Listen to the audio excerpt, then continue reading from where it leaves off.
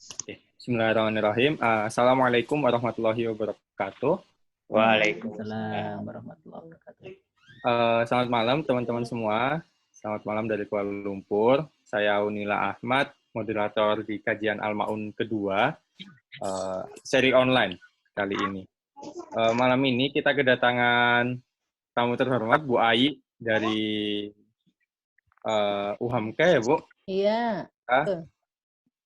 Beliau adalah dosen di UHAMKA, mata kuliah kemuhammadiyahan tadi disampaikan, mungkin beberapa matkul lain. Beliau juga alumni beasiswa Dikti dan Chevening, juga mengikuti berbagai kegiatan exchange ke Australia di Muslim Exchange, dan banyak kegiatan yang lainnya. Di kajian Al-Ma'un pertama, kita kedatangan Mas Hasnan Bahtiar dari UMM. Kajian kedua ini membahas tentang, ya karena dulu masih awal sekali, bagaimana mahasiswa menghadapi COVID-19. Di materi kedua ini, Bu Ai insya Allah akan menyampaikan tentang Siti Walidah dan keteladanan yang bisa diambil dari beliau. Mungkin itu aja pembukaan dari saya. Saya serahkan selanjutnya kepada Mas Zaki sebagai Ketua PCI IMM Malaysia untuk menyampaikan sambutan sejenak, kemudian dilanjutkan materi dari Bu Ai. Terima kasih. Oke, Bismillahirrahmanirrahim. Assalamualaikum warahmatullahi wabarakatuh. Waalaikumsalam. Alhamdulillah ya adada khalqihi wa ridha nafsihi wa zinata arsyihi wa midada kalimatihi amma ba'd. Alhamdulillah pada malam hari ini di malam Ramadan yang ke-16, hari Jumat malam Sabtu, kita dapat melaksanakan ini kajian Al-Ma'un untuk edisi yang kedua. Kemarin yang seperti yang disampaikan Mas Ulin, yang pertama itu ada Mas Hasnan Bahtiar. Kemudian yang kedua ini memang kemarin kita sengaja nyari pembicaranya harus dari kalangan akhwat agar bisa berimbang dan mencoba untuk mencari tema yang lain. Karena mau kajian di PCIM, di IMM, di Muhammadiyah manapun hampir semuanya bahas COVID-19. Nanti COVID-19-nya GR karena dibahas terus biar nyari materi yang lainnya. Seperti itu. Saya kira masih sangat luas sekali, terutama di sini kemarin kita berbicara terkait mendiskusikan, akhirnya kita mengerucut kepada tema Siti Walidah dan emansipasi wanita. Walaupun sudah lewat, sepertinya Hari Kartini masih belum jauh, masih 21 April kemarin kan ya. Sekarang ini masih bulan Mei, kira-kira belum terlalu jauh lah ya. Belum lambat-lambat banget kalau bahas emansipasi wanita gitu. Kemudian selanjutnya, saya ucapkan selamat datang kepada seluruh peserta. Ini lingkaran peserta ini sangat beragam sekali. Selain dari teman-teman IMM Malaysia, bisa lihat nama-namanya. Teman-teman IMM Malaysia ada yang sudah gabung. Selamat datang Mas Ahmad Sururi. Nah ini Mas Ahmad ini yang menghubungi Bu Ai dulu di UHAMKA juga. Mas Ahmad bisa dengar suara saya, Mas Ahmad? Ya. Oke. Boleh. Oh ya, boleh. Ada juga Mas Ulin tadi, Mas Sidki, Mbak Aida Safira, ada Caca, ada Nurul Anissa, dan lain-lain. Teman-teman IMM Malaysia, saya ucapkan selamat datang. Dan juga ada banyak juga tadi karena di-share kemana-mana ya. Ada juga mungkin sebagian dari IMM yang ada di grup aktivitas IMM se-Indonesia. Saya share ke sana, jadi mungkin cakupannya jadi nasional ini, sangat luas sekali. Kemudian termasuk juga para mahasiswa dan mahasiswinya Bu Ai di UHAMKA Jakarta. Dan juga tadi saya juga nge-share ke ibu-ibu Aisyah di Malaysia. Kalau tidak salah ini ada Bu Mastura, tapi saya tidak tahu ini Mastura yang mana. Tapi kalau yang saya kenal ini Bu Mastura yang Aisyah Malaysia, PCIA. Bu Mastura bisa dengar suara saya, Bu? Oke.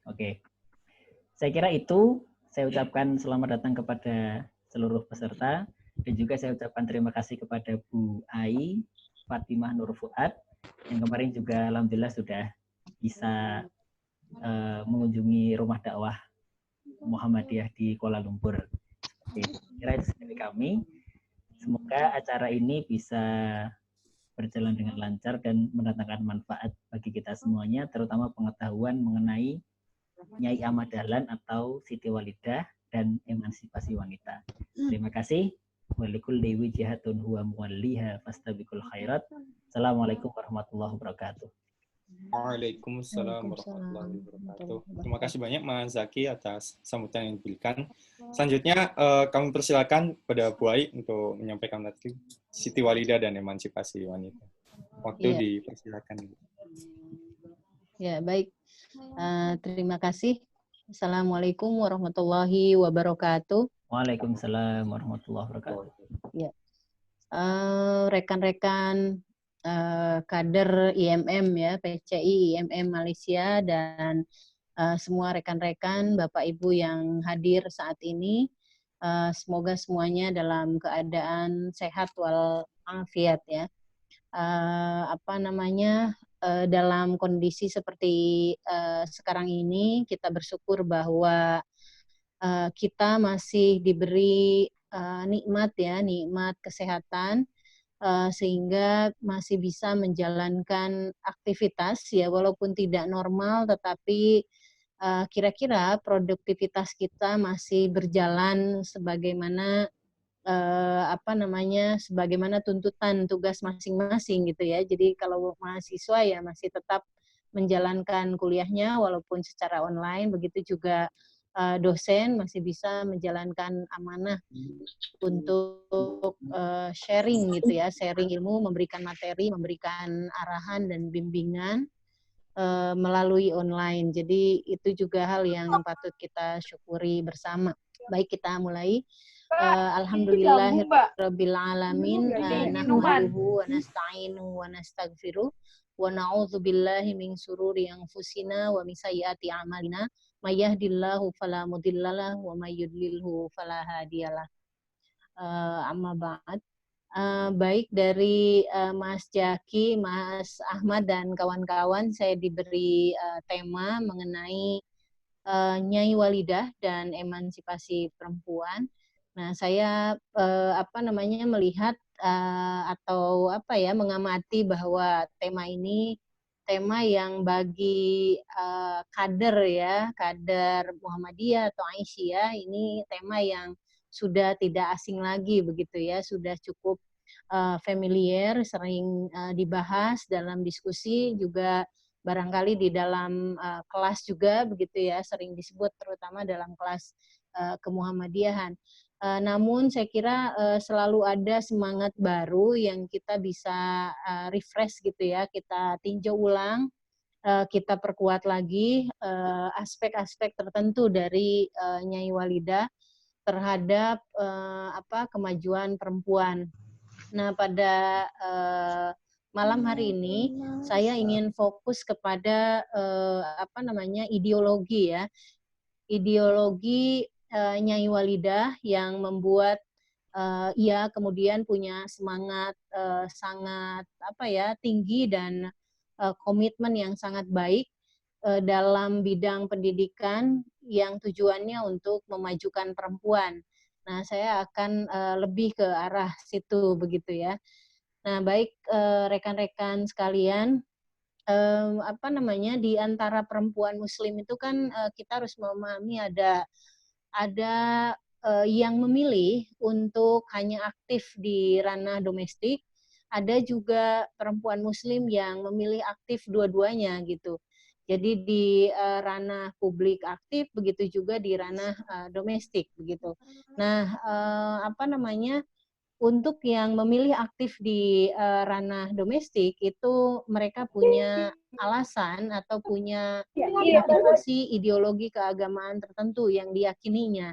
Begitu juga untuk orang yang atau perempuan yang aktif di kedua ranah domestik dan publik itu juga punya motivasi ideologi yang mendorongnya untuk memilih hal itu begitu. Nah, saat ini kita bisa melihat gitu ya di dalam konteks kita hidup saat ini, kita bisa melihat bahwa perempuan Muslim sudah sangat maju aktif dan berada di ruang publik gitu. Nah, berada di ruang publiknya itu juga ada di berbagai sektor begitu ya, tidak hanya di satu sektor tertentu, tetapi kemudian meluas ke berbagai sektor yang dulunya mungkin hanya didominasi oleh laki-laki. Lalu kemudian sekarang juga kita bisa melihat bahwa ada banyak perempuan yang memiliki kepakaran gitu ya, atau keahlian dalam bidang ilmu tertentu yang dulunya belum banyak perempuan yang mendalami bidang ilmu laki-laki dalam tanda petik gitu ya, bidang ilmunya laki-laki, misalnya engineering, ICT dan lain-lain begitu ya. Mungkin banyak teman-teman yang lebih tahu apa saja yang kira-kira kurun waktu 20 tahun belakangan mulai rame, tapi lalu dulu itu kita tidak lihat ada peran dan kontribusi perempuan dalam bidang ilmu tertentu gitu. Nah, sekarang sudah mulai meluas. Nah, saya melihat bahwa dalam lintasan sejarah yang panjang itu selalu ada perempuan yang berjuang gitu ya, yang berjuang untuk kebaikan, kemajuan dan kemaslahatan kaum perempuan begitu. Nah, itu di banyak tempat di berbagai negara juga ada seperti itu. Nah, di Indonesia kita juga sama gitu ya. Kalau tadi disebut ada Hari Kartini, karena kita pernah memiliki Kartini yang sepak terjangnya, kiprahnya luar biasa begitu ya untuk kemajuan perempuan. Lalu ada banyak lagi gitu perempuan yang hadir untuk memperjuangkan hak-hak perempuan. Nah, salah satunya adalah Nyai Walidah gitu ya. Jadi Nyai Walidah ini dalam berbagai literatur gitu ya, kalau kita baca itu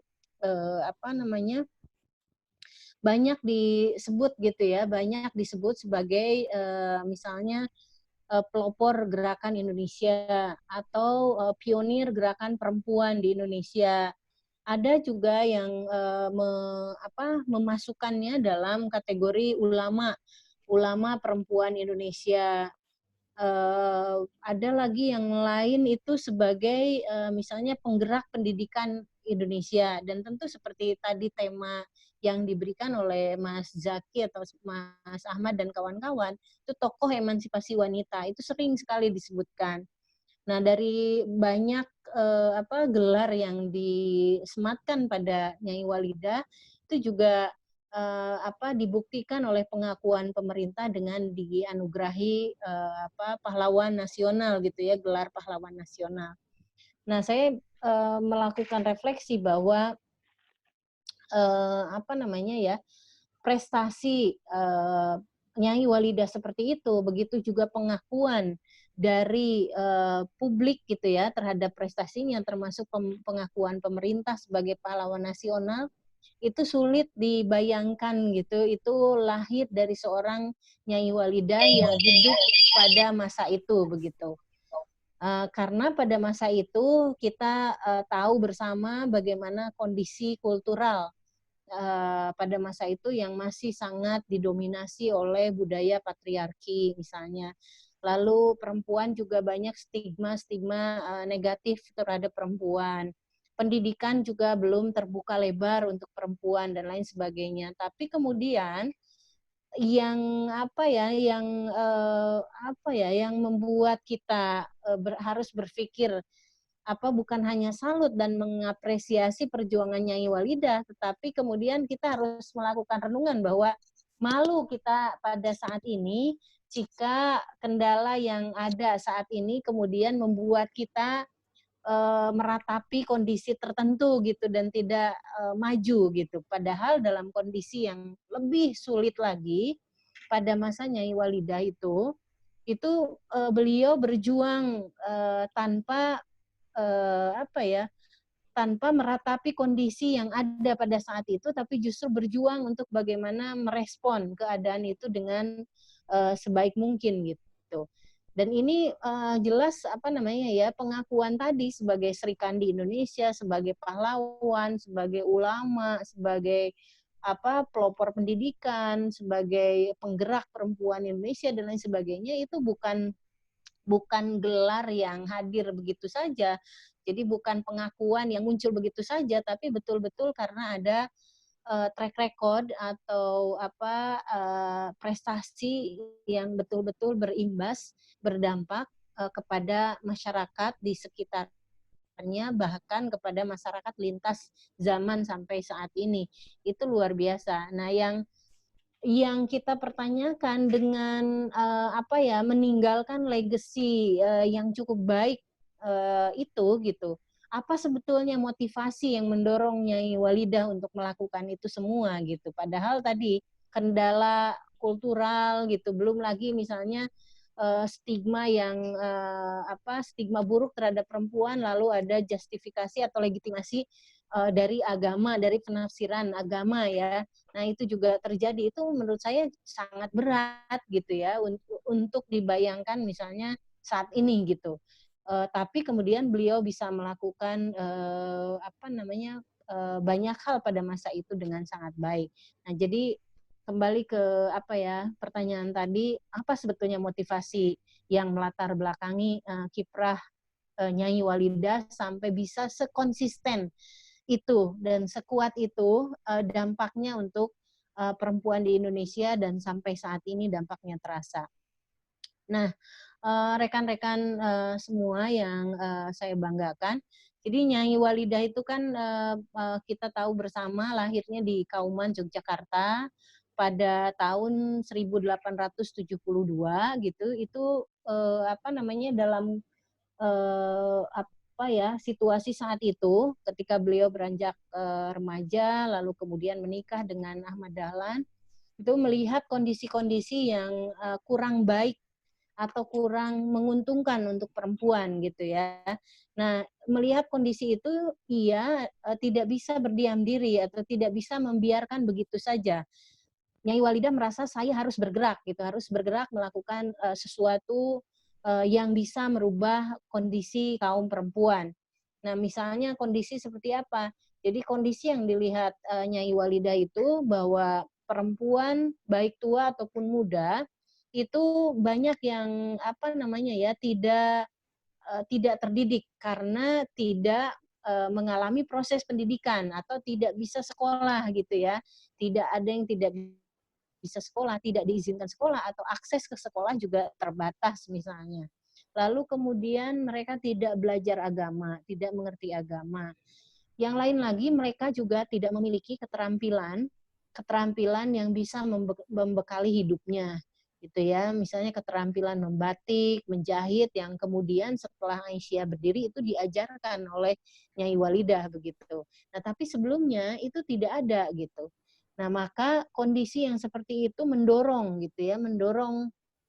Nyai Walidah untuk melakukan sebuah perubahan melalui pendidikan. Nah, Nyai Walidah percaya betul bahwa pendidikan itu adalah tahap pertama yang harus dilalui gitu, yang harus dilalui untuk merubah sebuah kondisi. Nah, pada tahun 1914 misalnya ia membentuk kelompok pengajian ya yang diberi nama Sopo Tresno, atau diartikan dalam banyak buku Siapa Cinta atau Siapa Suka. Nah, artinya nama ini dilatar belakangi oleh keinginan Nyai Walidah bahwa perempuan itu bisa memiliki kesadaran sendiri untuk datang belajar begitu ya, mendidik dirinya, lalu mengaji, membekali dirinya dengan keterampilan hidup yang dibutuhkannya tanpa ada paksaan gitu. Jadi perempuan itu diminta untuk sadar lalu senang untuk datang mendatangi gitu ya pengajian ini tanpa ada paksaan. Itulah kenapa dinamakan Sopo Tresno tadi. Nah,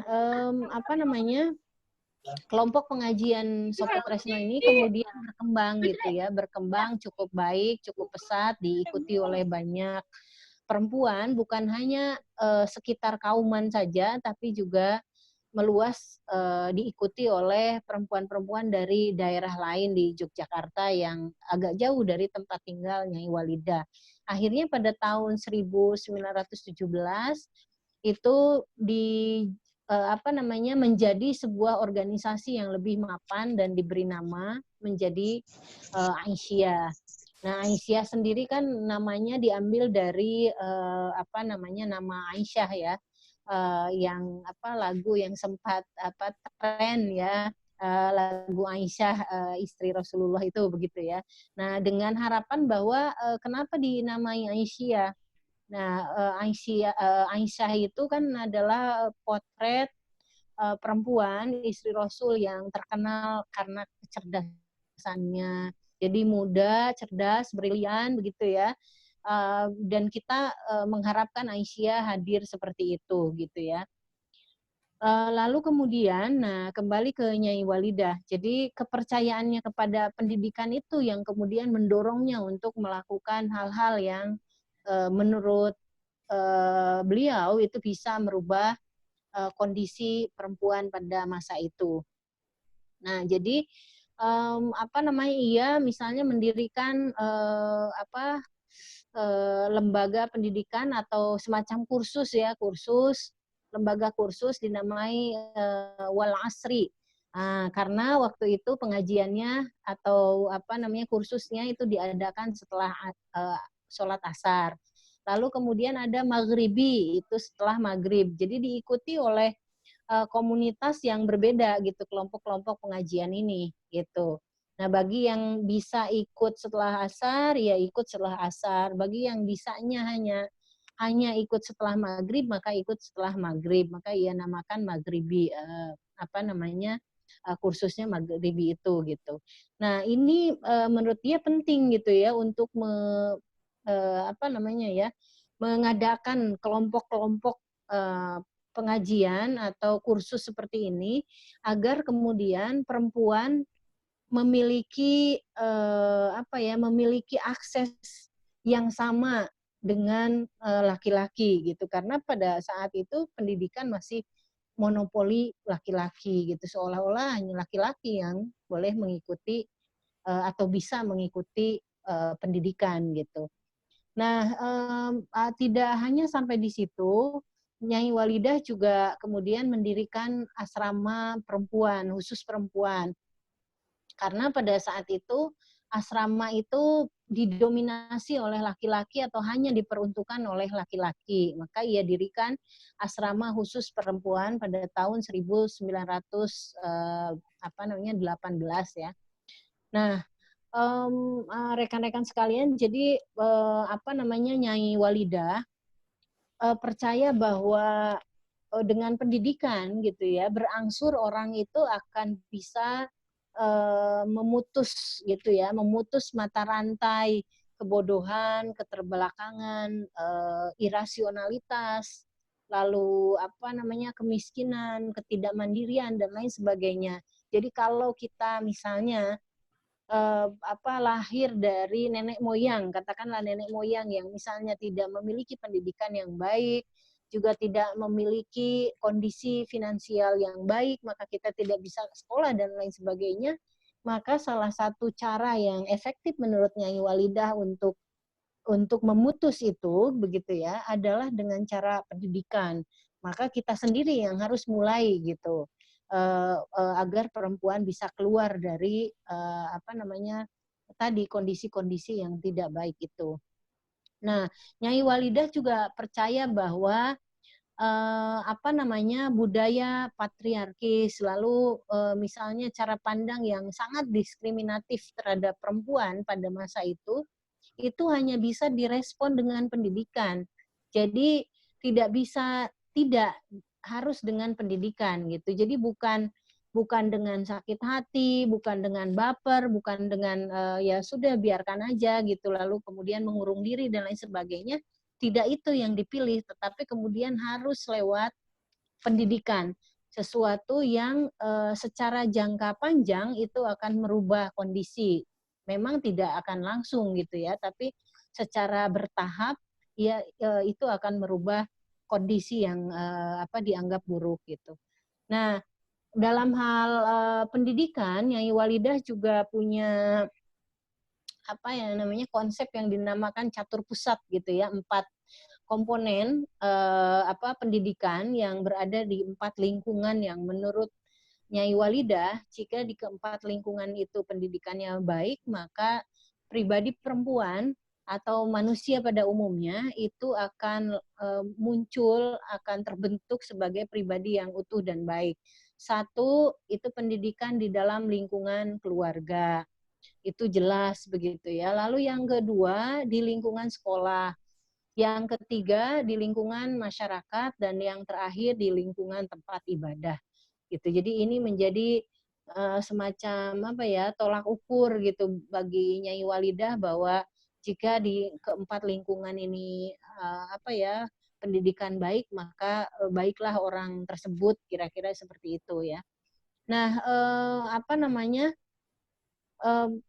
perjuangan Nyai Walidah ini gitu dalam hal pendidikan yang tidak puas dengan satu hal, dengan satu upaya, tapi terus gitu ya, ada ide baru gitu ya, ada kursus baru, ada lembaga baru dan lain sebagainya.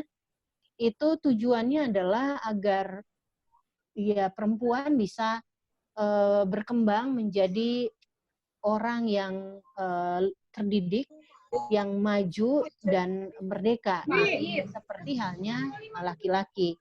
Nah, kuatnya motivasi Nyai Walidah dalam memperbaiki kondisi perempuan ini, menurut saya, itu tidak hanya dilatar belakangi oleh kondisi sosiologis gitu, kondisi masyarakat waktu itu gitu, yang tadi dijelaskan ya, soal kemiskinan, soal stigma, soal budaya yang patriarkis dan lain sebagainya.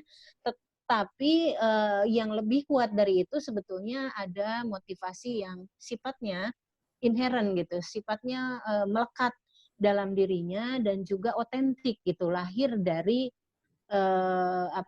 pemikirannya. Nah, itu yang saya sebut sebagai motivasi ideologis begitu. Nah, dari mana munculnya motivasi ideologis dalam dirinya Walidah itu? Nah, seperti yang kita ketahui bersama, karena Nyai Walidah adalah seorang istri dari Kiai Haji Ahmad Dahlan, di awal kemunculan Muhammadiyah, itu Nyai Ahmad Dahlan selalu mengikuti kiprah suaminya begitu. Ia juga ikut dalam kegiatan dakwah Ahmad Dahlan, ikut dalam kegiatan pendidikan, ikut dalam kegiatan sosial. Nyai Walidah juga sering mendengarkan misalnya nasihat-nasihat agama atau ceramah-ceramah keagamaan dari Kiai Haji Ahmad Dahlan dan juga kiai-kiai Muhammadiyah lainnya pada masa awal Muhammadiyah berdiri gitu. Nah, dari sini tumbuh gitu ya, muncul kesadaran dalam diri Nyai Walidah bahwa Islam sebetulnya memiliki pandangan yang setara terhadap keberadaan laki-laki dan perempuan gitu. Jadi Nyai Walidah merasa bahwa Islam itu dalam Islam itu ya perempuan dan laki-laki sama gitu. Lalu ibadah dan muamalah dan kerja kerasnya perempuan itu juga diapresiasi dan dihargai sama seperti halnya yang dilakukan laki-laki. Nah, begitu pula Nyai Walidah memiliki keyakinan bahwa tanggung jawab perempuan dalam berperan dalam kehidupan bermasyarakat dan bernegara itu juga tidak dibedakan dari laki-laki. Jadi memiliki tanggung jawab dan peran yang sama pentingnya dengan laki-laki. Nah, maka dari hal itu motivasi ideologis yang muncul dari penafsiran dan pemahaman terhadap ayat-ayat Al-Qur'an gitu ya yang Nyai Walidah serap dari kegiatan-kegiatan selama mengikuti Kiai Haji Ahmad Dahlan atau dari kiai yang lain, Kiai Muhammadiyah lain, itu telah membuat Nyai Walidah merasa yakin dengan apa yang diperjuangkannya dan semakin kuat lagi gitu, semakin konsisten lagi gitu ya untuk membawa perempuan maju melalui Aisyah. Nah, Aisyah itu sejak berdirinya sampai saat ini itu telah memainkan peran yang penting dalam dalam menguatkan gitu ya dan memberdayakan perempuan Indonesia. Jadi Aisyah itu tidak hanya memotivasi perempuan untuk hanya aktif dalam kegiatan pendidikan, dakwah dan sosial, tetapi juga aktif dalam berbagai aktivitas di ruang publik gitu ya yang bermanfaat untuk masyarakat dan negara. Lalu kemudian perempuan juga didorong oleh Aisyah untuk tidak hanya terlibat dalam kegiatan yang terkait dengan perempuan. Nah, ini kadang-kadang kan karena kita perempuan maka diajak berbicara hanya tentang perempuan, padahal keahlian kita bukan di situ misalnya, atau bukan hanya itu gitu. Nah, tetapi kemudian perempuan didorong oleh Aisyah untuk juga aktif dalam kegiatan kemanusiaan dan kebangsaan. Nah, kita misalnya teman-teman sekalian bisa lihat kiprah Bu Rahmawati Hussein dalam bidang kebencanaan di MDMC gitu ya. Muhammadiyah Disaster Management Center ya. Nah, itu udah diakui bukan hanya di Indonesia tetapi internasional. Diakui secara internasional. Jadi Bu Rahmawati Hussein itu presentasi di depan forum internasional mengenai kiprahnya dalam menanggulangi kebencanaan gitu. Dan itu luar biasa begitu. Begitu juga soal-soal kemanusiaan lain gitu, soal disabilitas misalnya, soal soal filantropi, soal dan lain sebagainya itu banyak yang juga melibatkan perempuan untuk aktif di dalamnya dan paham soal itu gitu. Nah, ini penting karena Aisyah juga mendorong misalnya perempuan untuk tidak hanya paham soal perempuan, tetapi paham soal hal-hal lain yang terkait dengan kemaslahatan umat gitu. Sehingga kemudian perannya akan semakin luas, tidak hanya eksklusif untuk perempuan saja, dari perempuan untuk perempuan, tapi kemudian untuk masyarakat yang lebih luas gitu. Nah, begitu juga dalam soal aktivisme di ruang publik gitu. Jadi perempuan itu oleh Aisyah didorong untuk tidak hanya aktif bersama-sama di lingkungan perempuan, internal perempuan, misalnya hanya di sesama Aisyah, atau sesama perempuan dengan organisasi lain, tetapi perempuan lagi. Didorong untuk tidak hanya itu, tetapi kemudian melebur dengan masyarakat umum untuk mengambil peran yang lebih baik di masyarakat. Nah, ini lagi-lagi Nyai Walidah. Jadi tidak hanya memberikan konsep, tidak hanya mengajarkan nilai-nilai, tetapi kemudian memberikan contoh.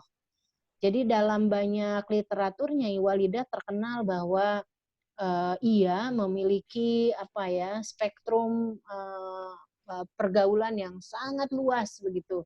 Lalu kemudian aktivitasnya di ruang publik itu tidak diragukan gitu, sangat banyak gitu ya.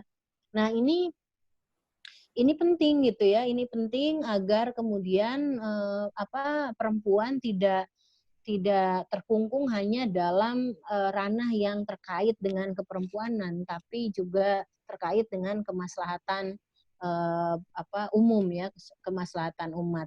Nah, inilah saya kira sebagian peran publik perempuan yang lahir dan diperkuat oleh ideologi keagamaan yang diyakini oleh Nyai Walidah. Jadi tanpa ideologi keagamaan yang inheren dan otentik gitu ya, dari ajaran Al-Quran itu susah gitu. Itu susah untuk memiliki daya dorong yang kuat dan itu dilakukan bertahun-tahun. Motivasi ideologis kenapa kita melakukan sesuatu. Seperti halnya yang dilakukan oleh Nyai Walidah itu didorong oleh motivasi ideologis yang sangat kuat. Jadi bukan hanya soal sosiologis, tapi motivasi ideologi gitu. Nah, ini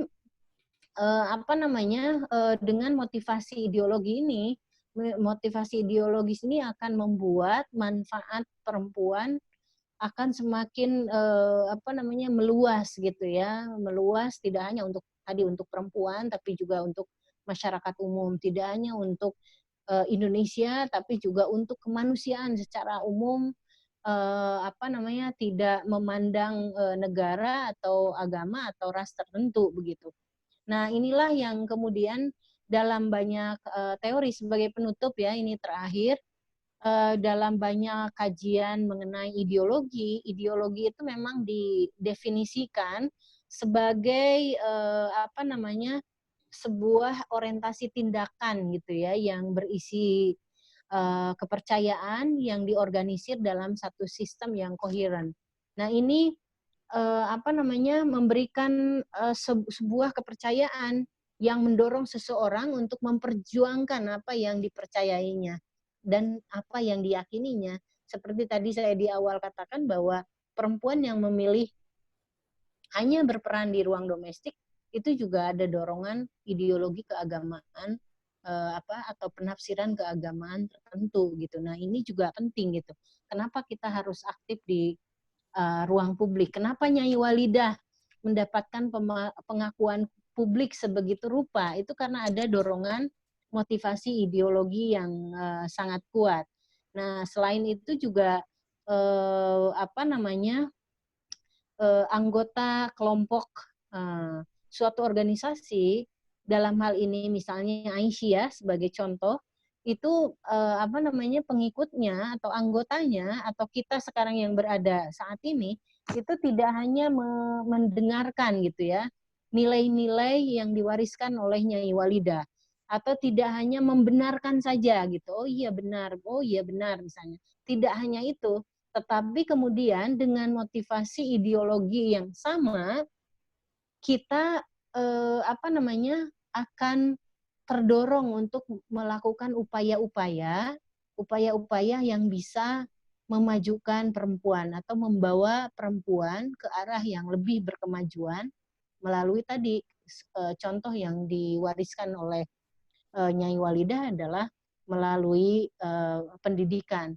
Saya kira itu yang saya bisa sharing pada kesempatan malam ini gitu ya, betapa pentingnya ideologi keagamaan sebagai motivasi kita melakukan satu hal yang bermanfaat agar bisa konsisten menjalaninya gitu, seperti halnya yang diajarkan Nyai Walidah.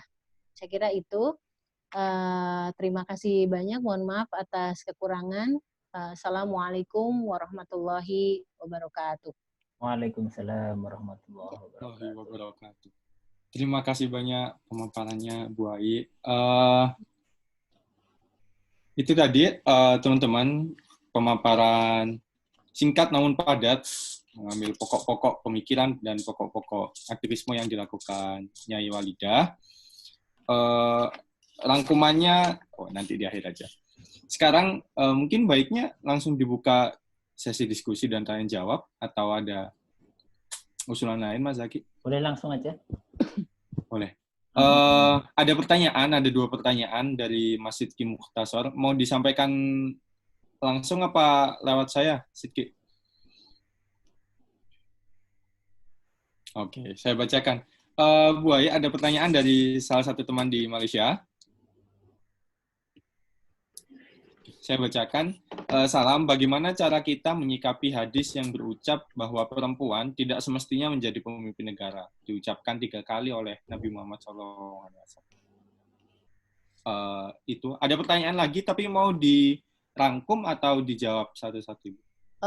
Langsung aja dulu. Silakan dibacakan. Oke. Yang kedua, kendati di ranah publik terbuka, baik laki-laki dan perempuan, apakah dorongan etis perempuan untuk berkiprah di ranah publik sama persis seperti laki-laki? Bila iya, tidakkah ia memberatkan perempuan saat ia secara fitrah biologis diberi amanah mengandung bayi dan menyusui, yang tidak dihadapi sebagai tantangan oleh laki-laki? Apakah dorongan etis perempuan untuk berkiprah di ranah domestik tanpa melarang atau menutupi ranah publik perlu dianggap sebagai opresif, sikap opresif? dengan pertimbangan fitrah yang berbeda tanpa menutupi siapapun yang bisa berkiprah di manapun. Itu Itu dua pertanyaannya ada di pertanyaan. chat, Bu. Ada di chat. Kalau Ibu mau baca bisa ada di chat gitu. Nah, Oke. Oke, itu dulu. Ya, itu dulu aja. Oke, baik. Terima kasih. Yang kedua dulu tadi, apakah pilihan perempuan gitu ya untuk aktif di di ruang publik dan domestik itu tidak memberatkan perempuan begitu ya, dan tidak dianggap sebagai satu sikap yang opresif. Betul nggak apa yang saya pahami? Betul ya. Oke, baik. Jadi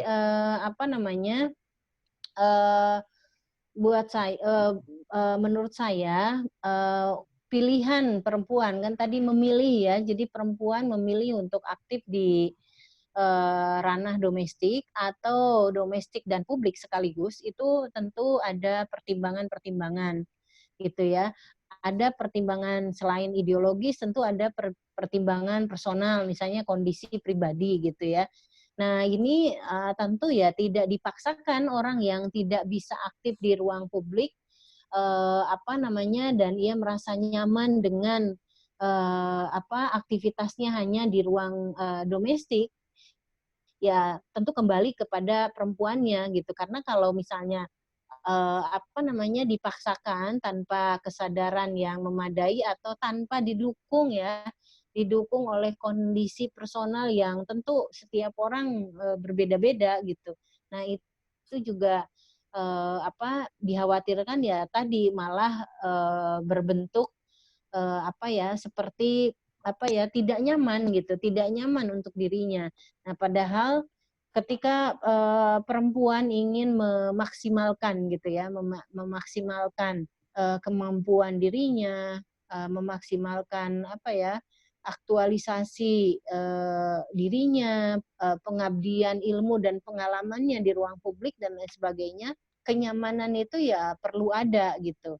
Nyaman itu artinya misalnya untuk yang tadi sudah berkeluarga disebutkan ya, ada hamil, menyusui, lalu tugas-tugas domestik dan yang lainnya. Nah, tentu menjadi pertimbangan. Jadi perlu ada rasa nyaman dan tentu juga ada saatnya gitu ya, ada saatnya walaupun perempuan aktif di ruang publik tapi ada saatnya ketika kita misalnya lebih fokus kepada ranah domestik ketika sedang misalnya tadi sedang hamil begitu ya, atau sedang menyusui anak di usia yang sangat kecil ya, baru dilahirkan dan lain sebagainya. Nah itu kondisi-kondisi tertentu itu ya perlu menjadi pertimbangan sehingga kemudian tidak menimbulkan ketidaknyamanan bagi perempuan seolah-olah dipaksa untuk aktif di ruang publik. Jadi konteksnya lebih pada bagaimana aktivitas di ruang publik itu bisa memberikan hal positif gitu ya, kemajuan untuk dirinya dan juga orang lain yang berada di sekitarnya gitu ya, memberi manfaat untuk dirinya bisa berkembang lebih baik, untuk orang lain juga memberi manfaat. Saya kira itu ya jawaban yang untuk nomor 2. Lalu jawaban nomor 1 tadi sikap terhadap hadis ya, satu hadis yang mengatakan tidak semestinya perempuan menjadi pemimpin ya.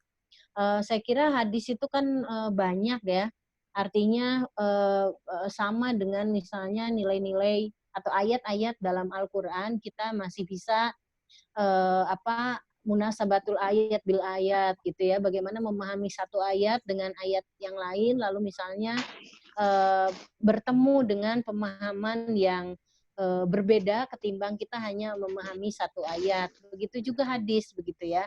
Jadi misalnya ada kalau dalam ayat misalnya ada ayat yang lebih menekankan pada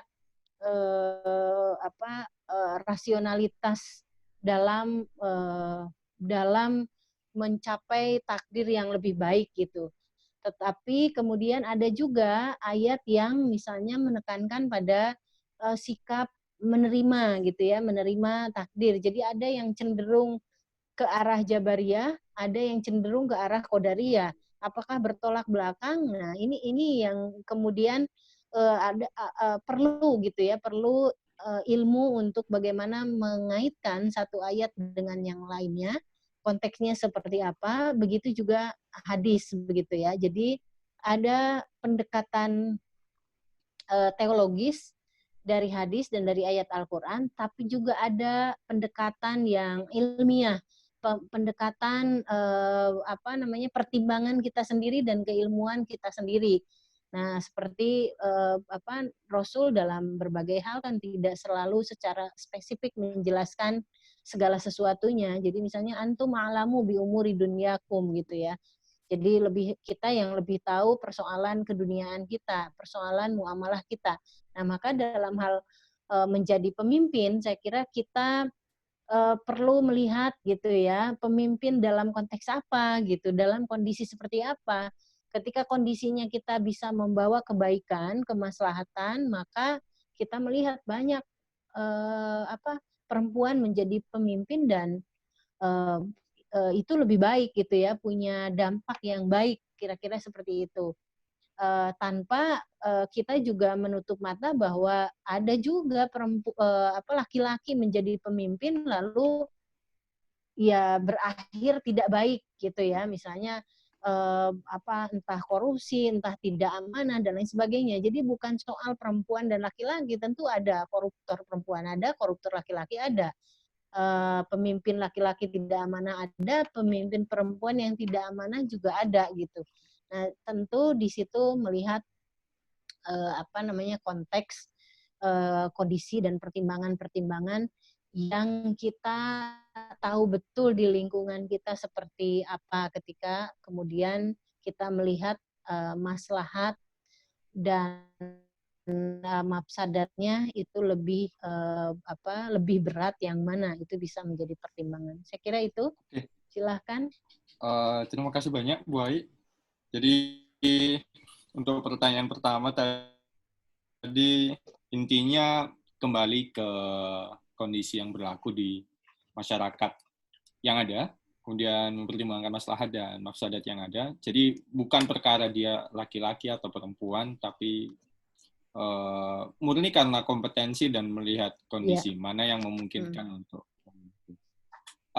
itu 2 pertanyaan. Kita masih membuka beberapa pertanyaan lagi. Kalau ada teman-teman yang mau menyampaikan bisa langsung bisa lewat chat, bisa raise hand dan sebagainya. Dipersilakan. Langsung unmute, langsung menyampaikan boleh. Oh, ada yang unmute tuh. Nah, boleh langsung ngomong.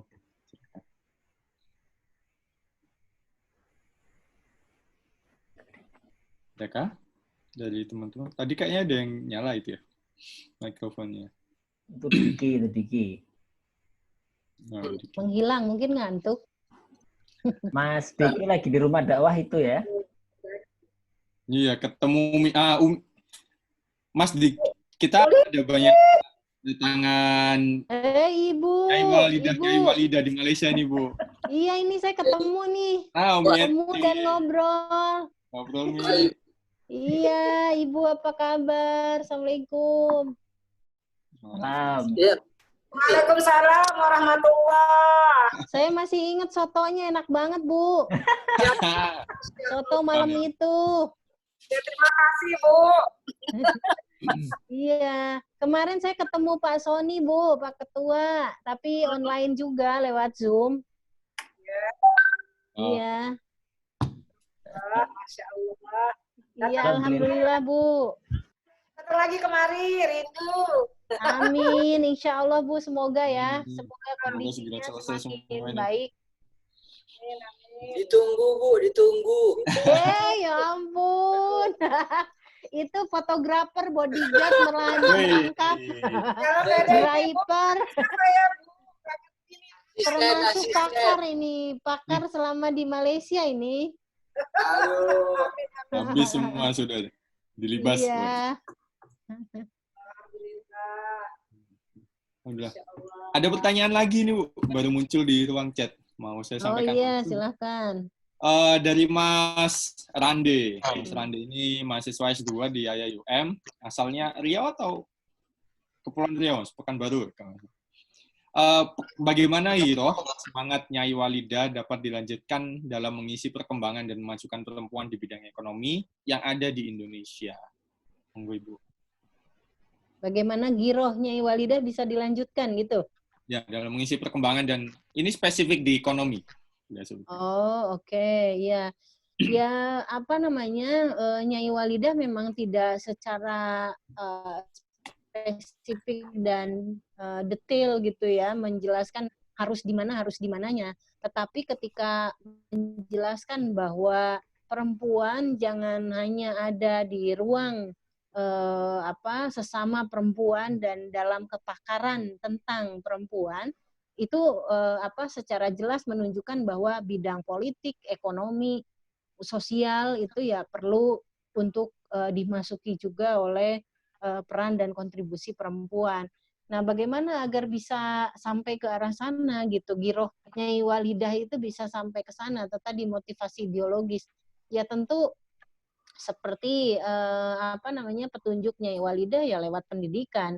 Jadi perlu ada perempuan Aisyah atau kader-kader NA misalnya Nasiah yang mengambil major atau subjek tentang ekonomi gitu sehingga kemudian bisa menjadi ahli di bidang itu gitu. Dan sekarang kita bisa melihat melihat banyak perempuan yang aktif dan memiliki keahlian, kepakaran di bidang ekonomi. Menteri ekonomi kita aja, keuangan kita ya Sri Mulyani begitu ya. Lalu ekonomi syariah juga ada Bu Dian Masyita, PhD misalnya dari Unpad, itu juga pakar yang diakui dunia internasional di bidang ekonomi, khususnya ekonomi syariah gitu ya.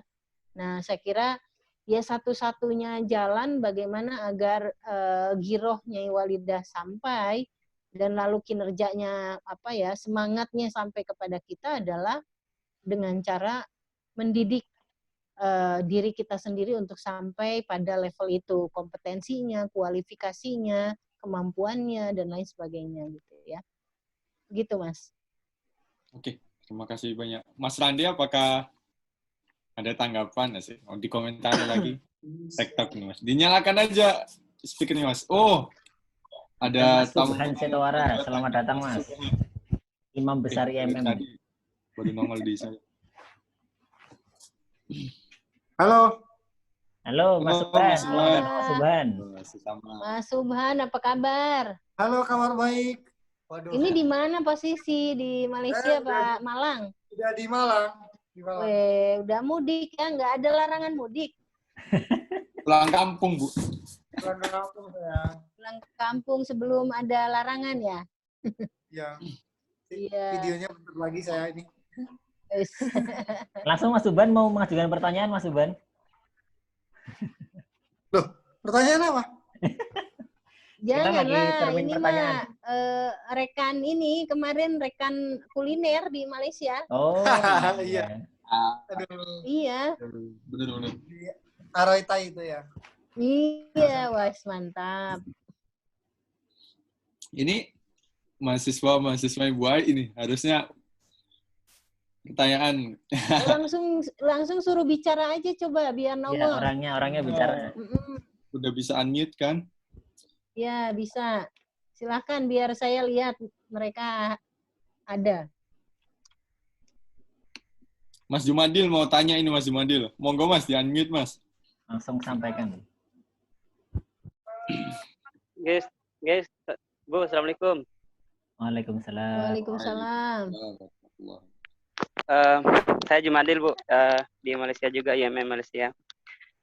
Sebenarnya yang membentuk Nyai Walidah bisa berpandangan jauh seperti itu apakah memang didikan dari Kiai Ahmad Dahlan atau konstruksi sosial waktu itu begitu? Nah, mungkin itu yang saya sampaikan. Terima kasih. Oke, baik. Mas Jumadil ya. Terima kasih pertanyaannya. Ya, apa namanya, dua-duanya saya kira memiliki pengaruh ya. Karena pertama, lingkaran paling dekat atau orang yang paling dekat dengan Nyai Walidah adalah suaminya, Kiai Haji Ahmad Dahlan, yang setiap harinya ya tidak luput dari peran dakwah gitu ya. Jadi setiap harinya nafasnya itu, geraknya itu adalah gerak dakwah.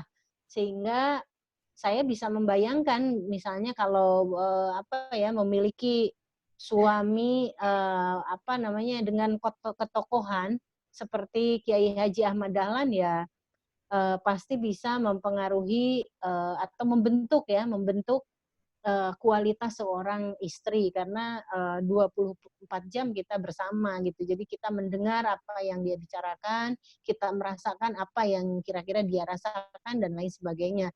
Termasuk ketika Ahmad Dahlan misalnya diceritakan mendapatkan ancaman pembunuhan dari masyarakat di Banyuwangi dan daerah mana gitu ya, yang menolak dakwah Muhammadiyah ke daerah itu. Nah, itu Nyai Walidah yang ikut meyakinkan gitu ya, meyakinkan, menenangkan, sekaligus memberikan penguatan gitu ya, penguatan bahwa dakwah ini tidak boleh selesai, tidak boleh berhenti hanya karena ada ancaman pembunuhan dan lain sebagainya. Bahkan ancaman itu bukan hanya untuk suaminya, tetapi kemudian juga untuk Nyai Walidah. Nah, disitulah kemudian peran seorang istri yang mendampingi seorang tokoh itu ya perlu kuat secara mental gitu ya, secara psikis, secara keilmuan, dan menurut saya secara langsung pasti membentuk kekuatan pada diri Nyai Walidah. Nah, bagaimana halnya dengan konstruksi sosial? Ya, kondisi sosial pasti ikut mengkonstruk apa yang menjadi pemikiran Nyai Walidah begitu ya, karena tidak sesuatu yang terjadi, fenomena, entah tren, entah apa saja, itu biasanya menjadi bahan untuk direnungkan gitu ya, untuk difikirkan dan diambil solusinya. Nah, saya kira dua-duanya berperan dalam membentuk pribadi dan pemikiran Nyai Walidah seperti yang tadi saya gambarkan. Terima kasih. Terima kasih. Ya. Oke, terima kasih Bu. Siap. Oke, sampun. Itu ada Ibu Nurul Oktavia dari PCI Aisyah. Barangkali mau nanya Bu Nurul.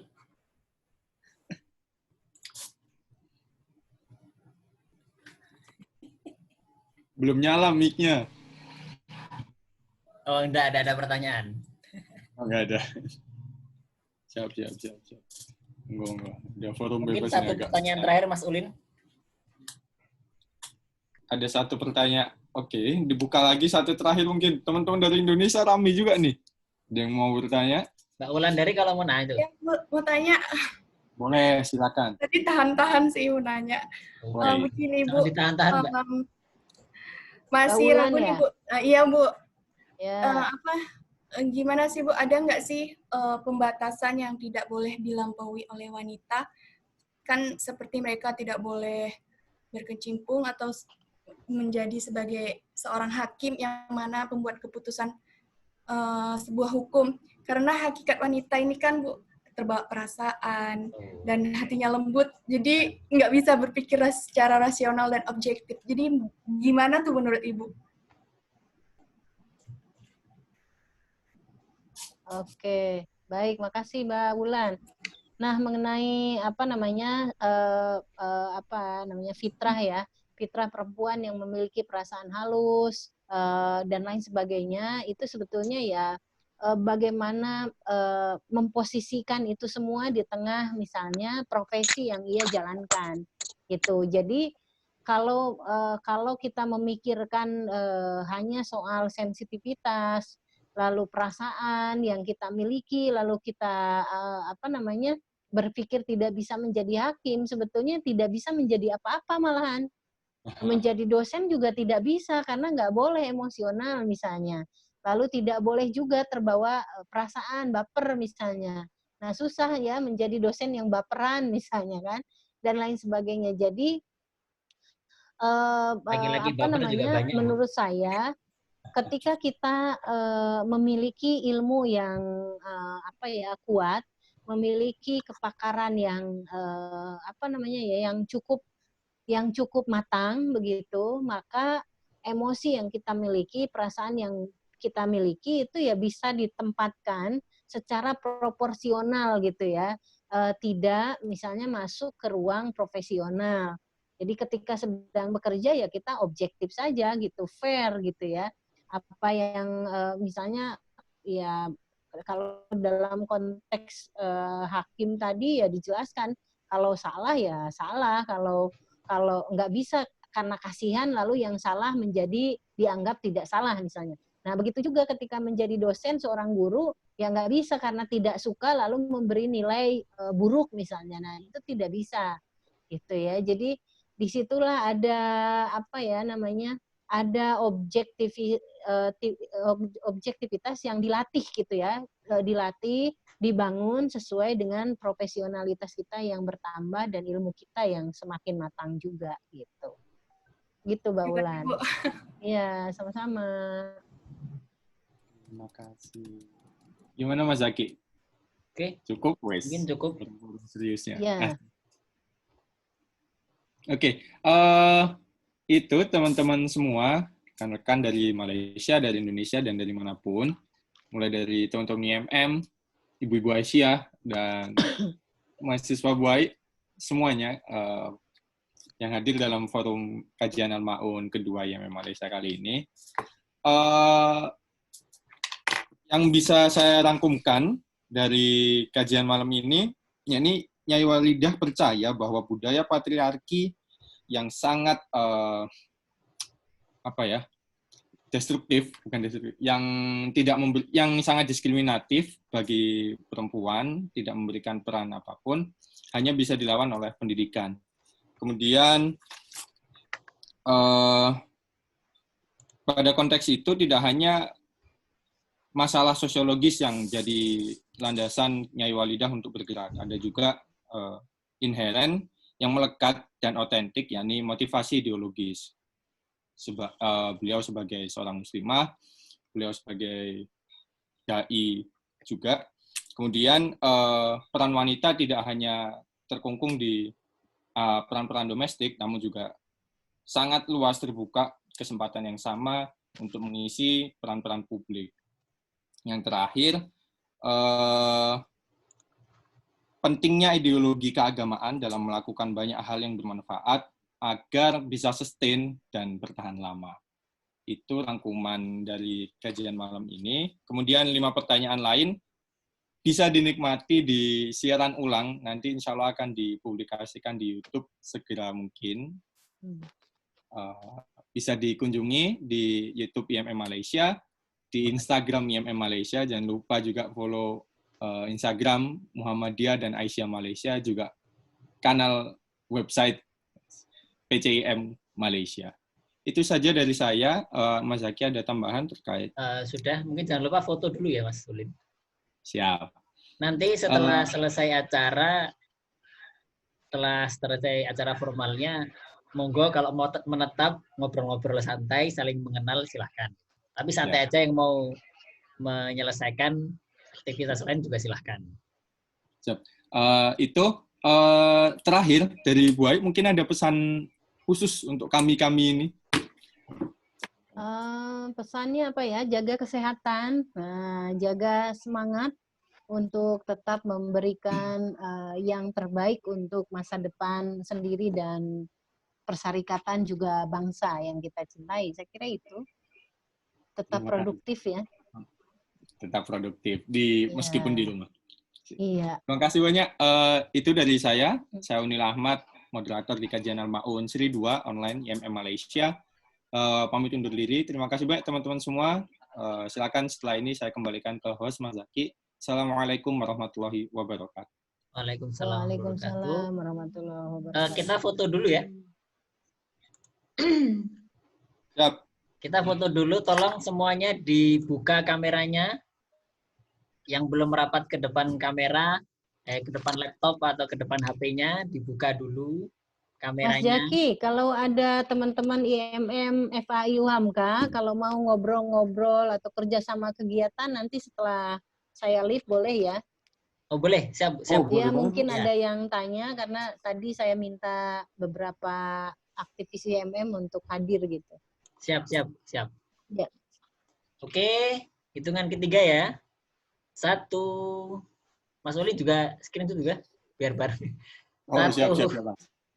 Oke, 1, 2, 3. Asik. Oke, Lagi. Page 2-nya belum nih.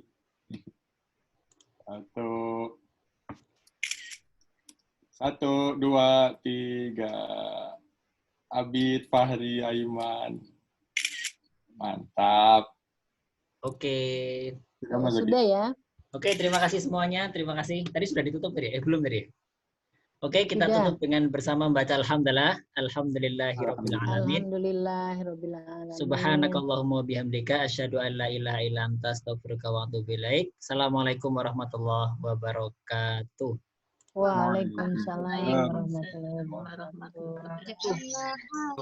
Saya izin live ya, Mas Jaki ya. Bu, terima kasih Bu Ai. Ya, sama-sama. Atas bantuannya. Terima kasih banyak Bu Ai. Ya, sama-sama.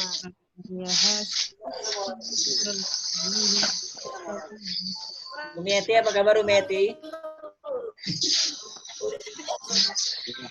Kita kedatangan tamu spesial malam ini, ada Umi Eti. Setelah sekian lama. Mbak Nurul mana Mbak Nurul? Apa Dik? Eti Tuh, dari tadi telepon terus. Langsung dari Zoom.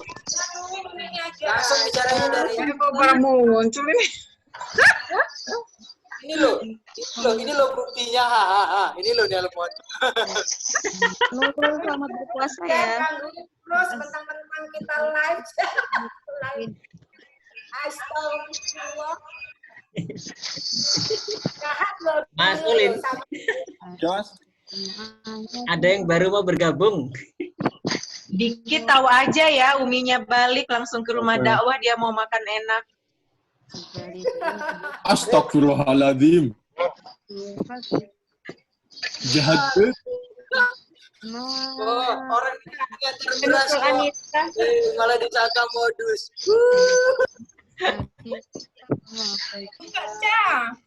Mas Zaki. Ada Rahma mana Rahma? Ini para imamati mana nih? Tolong dibuka kameranya. Kak Nurul. Mana itu? Nyonya Hamdi. Wih, jauh-jauh tuh Hamdi. Kak Zaki. Oh iya, ini ada Nurul Anissa. Oh iya, silakan Mbak Nurul, mau nyampaikan sesuatu mungkin? Assalamualaikum, nama saya Nurul Anissa. Saya dari Riau, salah satu mahasiswa teknologi informasi. Terima kasih. Oh iya, selamat datang Mbak.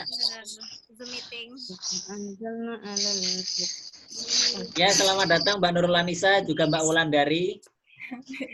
Nah, ini kuliah di Malaysia lama kan Mbak ya? Iya, Artinya masih jangka panjang kan? Oke, nanti kita ngobrol-ngobrol lagi ya. Zaki, ini ternyata IMM banyak banget sekarang ya, banyak wajah baru. Ini Bu, nggak semuanya anak IMM Malaysia, ada anak gitu. IMM Indonesia juga. Oh, Masya Allah. Gitu, itu kayak Mbak Cantika itu dari Kediri tadi katanya. Terus sebagian ada juga mahasiswanya Bu siapa tadi? Bu Ai, ada mahasiswanya Bu Ai. Cuman kalau kayak ramai Mas, ya, temanya perempuan dan ngajak dosen. Nah, ngajak dosen perempuan, mahasiswanya masuk semuanya gitu. Confirm ramai. Termasuk ada juga aktivis IMM. Mungkin kalau ada di sini aktivis IMM dari Indonesia mungkin bisa mengenalkan diri gitu. Selain Mbak Cantika tadi, yang lain mungkin. Soalnya saya share juga di grup aktivis IMM Indonesia, se-Indonesia. Itu ada Imawati dari Arafuru, itu mungkin bisa mengenalkan diri. Iya, Mas. Apa ya? Aduh, ternyata gue jelek. Aku rasa pakai email apa ya?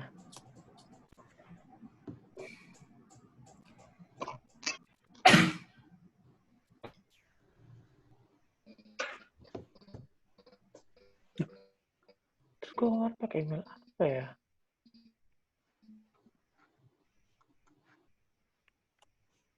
Aduh.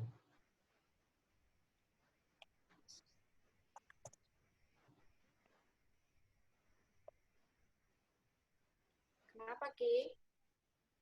Nggak jadi. Gimana sih? Yang lainnya.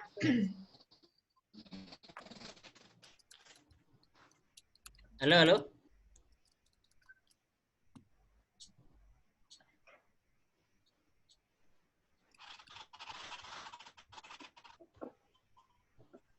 Halo, halo Mas Ulin. Halo, halo.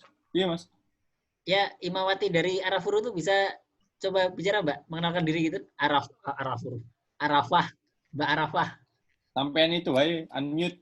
Udah unmute. Ini sampean masih ngerekam, Mas? Sak laptop ya. Oke, tak